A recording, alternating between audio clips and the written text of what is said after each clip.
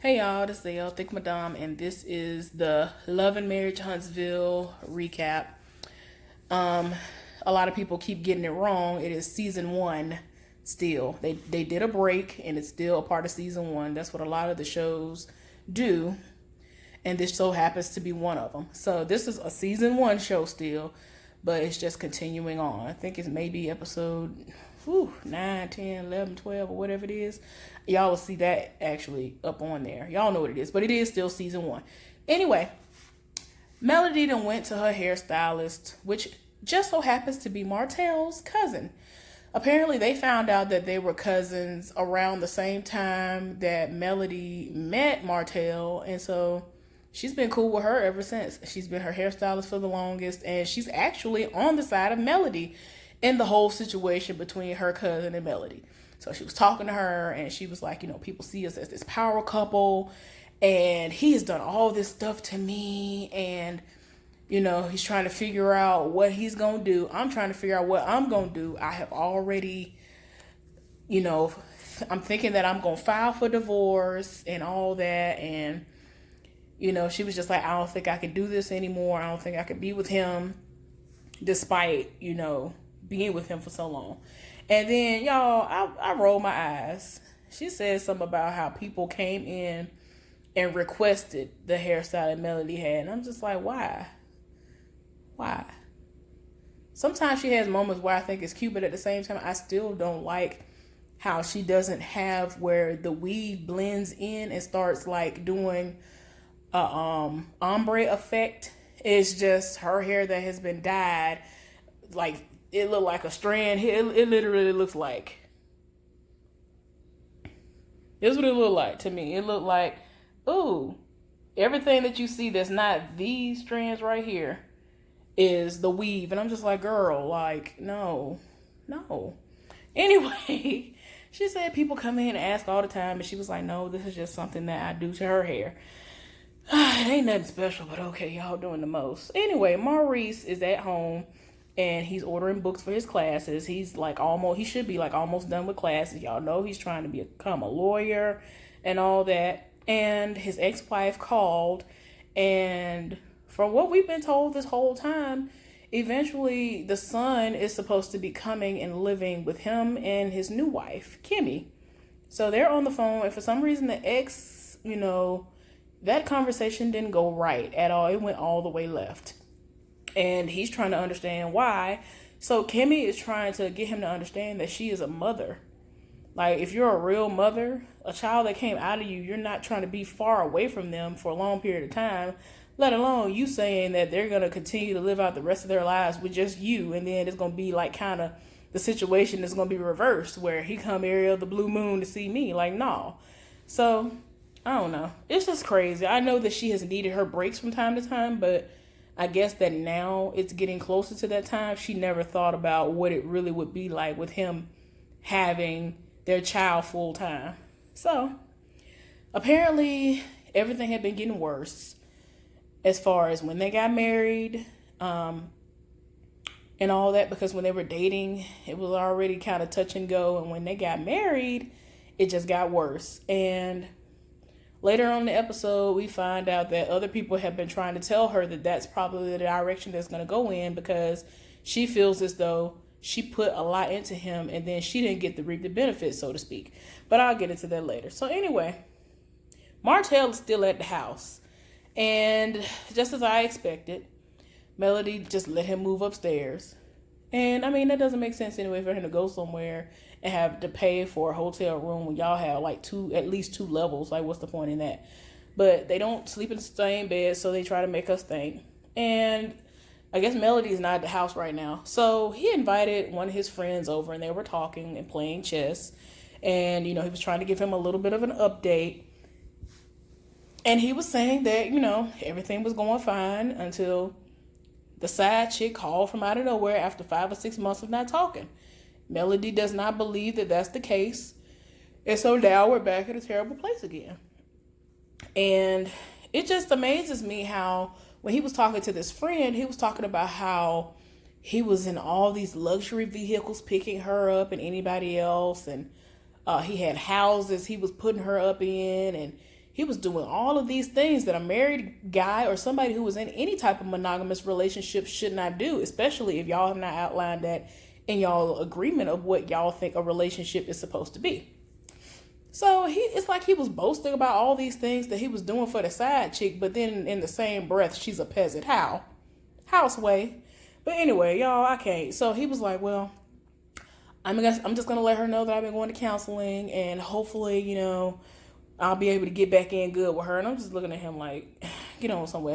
She does know now at this point that he's going to counseling, and he thinks that that is putting his best foot forward, so to speak. Anyway, so the Holts are having family dinner, and they're basically trying to act as though they ain't going through it. So him and the wife, Melody and Martell, are just at the house with the kids, having dinner like normal. And I'm just like, oh, y'all just gonna play house and just act like y'all ain't going through it. And you said you were done with him, and you done went to the people and consulted and tried to get a divorce. So you just gonna sit up. I'm not eating with you. I'm not doing nothing with you. I understand y'all got small kids, but the petty in me, I don't know.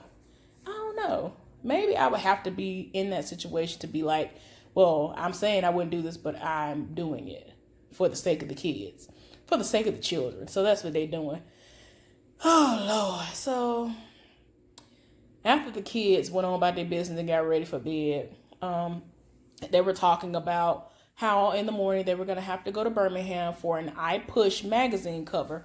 They have deemed them to be like the it couple, power couple, all this other stuff. So, yeah. It's just crazy because when they were deemed to get that actual magazine cover, they were in a completely different space. They were, reconciling.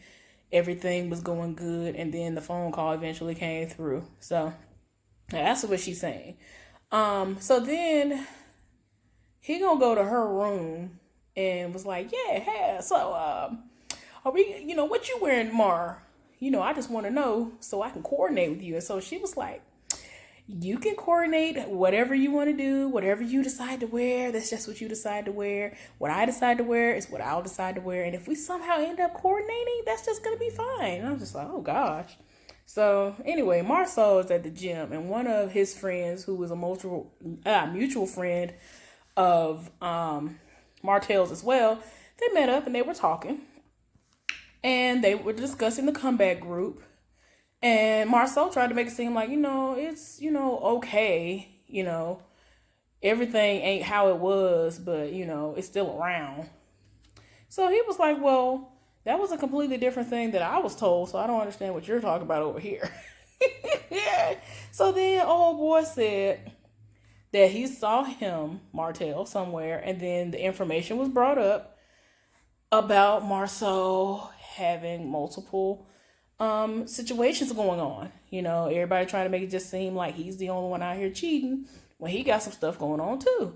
And they're not on the same page anymore. And when things were brought up about his infidelity, he felt like he did not take up for him as a friend. And that's why he is no longer cool with him. And he said until that moment, he thought that they were cool and that they just weren't talking because him and Melody were trying to sort some stuff out. Y'all, the Holts are on the way to Birmingham for the I Push magazine cover, and they went in there. They was looking, I ain't gonna lie, it was looking nice. Melody be coming through. So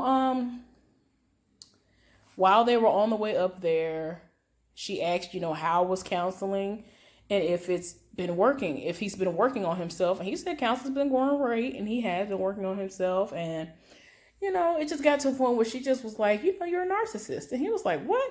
So she was like, for some reason, he thinks that everybody is a narcissist. He looked up the definition, and apparently he just thinks that everybody is a narcissist, and he does. And I'm just like, oh, gosh, y'all. Anyway, so eventually they get there, and they taking pictures, and I'm just like, y'all really be convincing people that y'all everything when y'all ain't got nothing together. Like, gosh.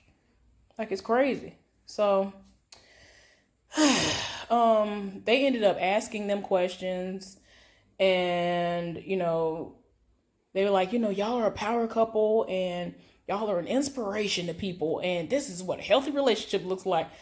I was like, what? Are we talking about the same people? What is going on here? And then, eventually one of the people asked him what made him see her and say, "You're the one." And like every time they answered something, they said, because God put them in each other's lives. And, I was like, okay, y'all better say God, because hopefully he'll help y'all through this, because the most is going on. So anyway, Kimmy hasn't had a girls' night out in a while. So she had one at this, supposed to be a club. At least that's what they called it. That thing said bar and something else when they actually ended the scene. But they were out and about, and one of the people that she was there with was her husband's sister. So her sister-in-law, she's her new sister-in-law, and she's actually really cool with her. So I was like, Lord, this is too much.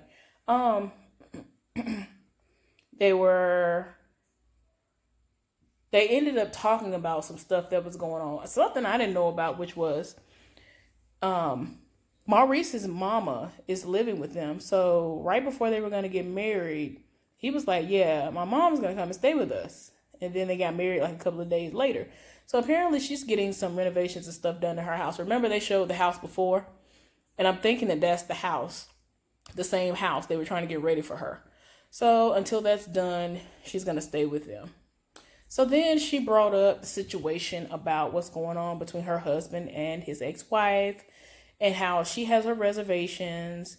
And, as a mother, she feels like she basically feels both situations. She understands both situations, but how he feels and how she must feel because she's a mother as well. And so the sister was like, you do know that you put she put all this effort into him, and she was with him when he wasn't in school, and then when he was going to start, and then all this other stuff. He was a shell of a man, basically, before y'all met up. And then, he started going to school. He started doing all this stuff. The business started. He started getting all of this, and you're reaping the benefits of it. So Letitia actually came late. And so the sister called her up, and she was like, oh, well, I've been told her that. And so she was like, what do you mean? And so she was like, she's looking at you like you have everything that she already put in. She put in all this time with him. She had the child with him. She did all of this with him only for you to benefit. And she said that she didn't see it that way, but that's how most people see it, who really are going to be honest with themselves. And, she was just like, even though he might be over her, it's obvious that she's not over him fully. And y'all, it's just too much. So, Marceau is driving, and he ends up calling, Martell. And so he was actually kind of short with him, and he was like, I'm out here. We can, I guess we can talk. We need to talk face to face. He was like, okay. So Marceau actually rolled all the way up on him at the house. This was a house. He had like 2 houses that they're actually going to eventually have an open house for. That particular one that he was in at the moment, he was talking to somebody about it, and it really had like a few more things that needed to be done before they were going to do an open house. And Marceau walked up in there. He was like, whoa, okay. So Marceau tried to shake his hand, get some kind of, what's up or something from him. He didn't get that. So he told old dude, he was like, let me talk to him for, a few minutes. He actually dapped that man up, and then he went on by his business. He was like, oh, no handshake or nothing. He was like, nah.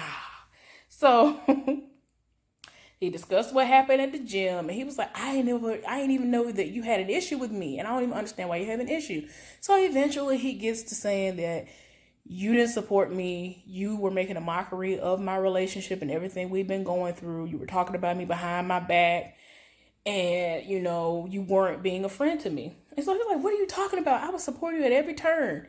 And all this, I was like, Lord. And so he actually made up, the fact that when I made up, he said that, I don't know why y'all trying to clown me when y'all have all these situations going on where y'all been out here. You got you had like 20 different girlfriends. He was like, what are you talking about? Y'all, he was like, I don't know why you trying to play me right now. I can make some phone calls. So apparently he can get some receipts, I guess, to back up what he's saying. Marsau is looking like, I don't know what you're talking about, but nah, you ain't finna sit up here and try to bring me down because your life done blew up in your face because of all your infidelities. So since he never wanted to own up to anything or apologize for anything, Martell was like, yeah, it's time for you to go. So he made him leave, and then he actually went to the door and made sure he had pulled off. I was like, oh, Lord. So the end of the episode happened when Marceau went home. He actually wanted to vent to his wife. So they put the kids to bed, told them to go clean up, do what they need to do. And so she was like, we drinking? He was like, yep. And like he made like martinis. And so she was like, well, you know, I got a lot of stuff to do. I'm not really trying to drink. I don't want to get tired. So they talking. And so he's telling her about everything that transpired. And she was like, okay, but did you defend yourself? Like, what was your response to, you know, the allegations? And he was like, well, he can say whatever he want to say. And I'm just like, sir, if I didn't do something, I'm going to say I didn't do it. And there are people who lie through their teeth, and they even defend themselves against the lie that they themselves are telling. So it's like, okay, you just gonna let this person sit up here and say that you had like 20 girlfriends and that they had receipts about it, and you just like, yeah, okay, I don't know what you're talking about. Like you ain't say nothing at all. And so she was just like, something ain't adding up, because if I hear this like one more time, to me that's gonna mean something that went down. And she done walked off. She ain't her feelings. She ain't trying to hear none of that. And that's about all that happened in this episode. Marceau, he is gonna go throughout these episodes, and we're gonna find out, I guess, if something went down. Just in case some of y'all don't know, Melody is very much so pregnant. And I didn't look up anything when I first heard the rumors. I was like, I'm not looking nothing up. If some pop up while I'm watching something, or if I'm just reading an article, then I will see something and be able to get my verification then. But I had a notification that came up for the Sister Circle, which I watch, and it said that all the wives were on it. So I was like, okay. My mind didn't think, oh, let me see if she's pregnant, like at all. I was like, oh, okay. All of them were up on there. They panned over to her. She big as I don't know what. And I was just like, the outfit was cute. I just don't understand why she had this jacket. She had like this nice jacket draped over her shoulders. And I'm like, I really hope she didn't do that to make people be like, oh, let's take attention away from all this belly that shows I'm clearly like very pregnant.